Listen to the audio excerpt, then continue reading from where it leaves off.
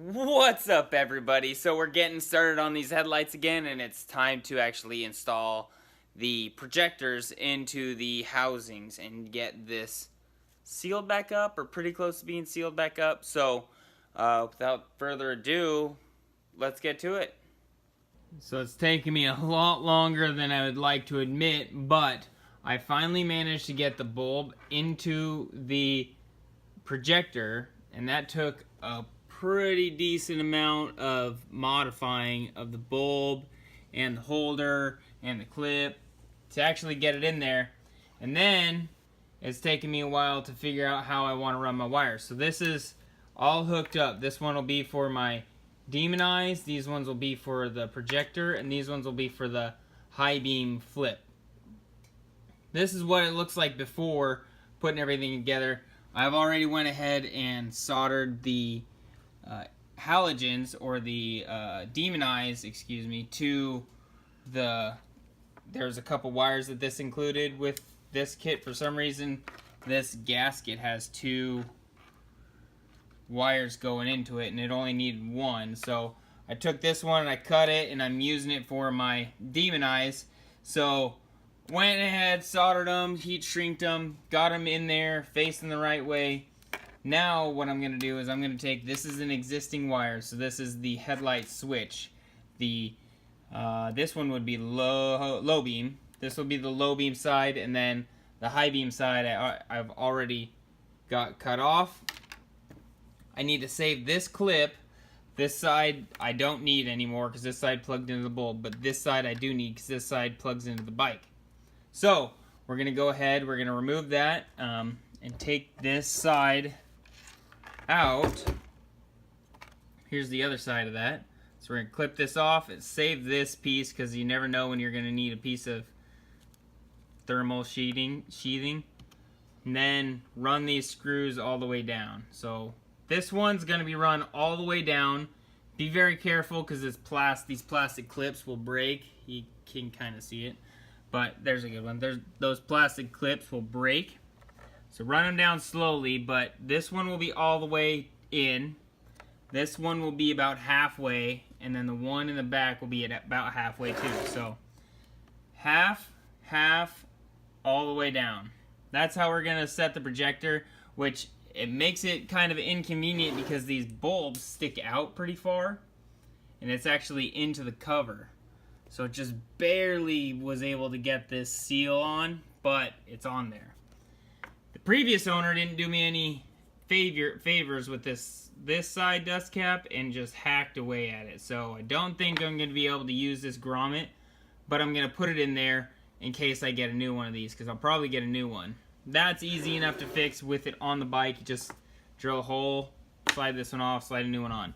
That'll be done. So with that being said, we're going to go ahead, remove this, and de-pin this again and run this through here, through this rubber grommet, and make sure that everything looks nice and tidy like this side does, and only have a couple wires hanging out. So now I'm going to take this rubber grommet, and it's got two holes in it. Might as well just slide it through. Make sure that it's facing the right way when you're sliding this through, because it's kind of hard to get these ones back out after they've been in. But now we can take this and run them through the hole, and then run that grommet through. There it is. Now pull these wings back out so it holds back in the... That should work. Flat side is positive, and then the triangular side is negative. That one didn't hold good enough, so we'll go ahead and pry it out a little bit better. There we go. Now we've got this one ran, and all we have to do is put our cover on. So put our cover on, put all of our wires through. Now, if this was a factory cover, I would have had to drill a hole in it. And what I was using was a stepper bit, or a Christmas tree, whatever you want to call it. And I ran it all the way out to here. So it's a pretty decent sized hole that it makes. Doesn't say on there what it is, but it's a pretty big hole to fit this grommet around. You can kind of see the inside diameter. Now you can see it, as opposed to the drill bit, and you can check it that way. But it's a pretty big hole nonetheless. So now we will go ahead and put this back together.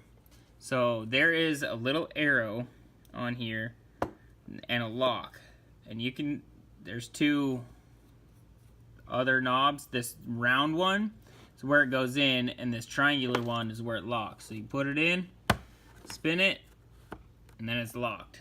And then normally you would have this grommet to put in here, but it's way too big of a hole for that to fit in. So we'll fight that dog another day. Hopefully I can get a new one of these to replace that. But other than that, it's all done. One last thing to do is check everything before you go ahead and put the actual lenses back on. Make sure everything works. I still have to run this actually down too. Good thing I looked at it, because this side's sitting back way further than this one is. And I'm gonna need almost every bit of it, because this point is going to be really tight on these lenses. So get to that, clean everything up, get all the dust out that I can, and move forward from that.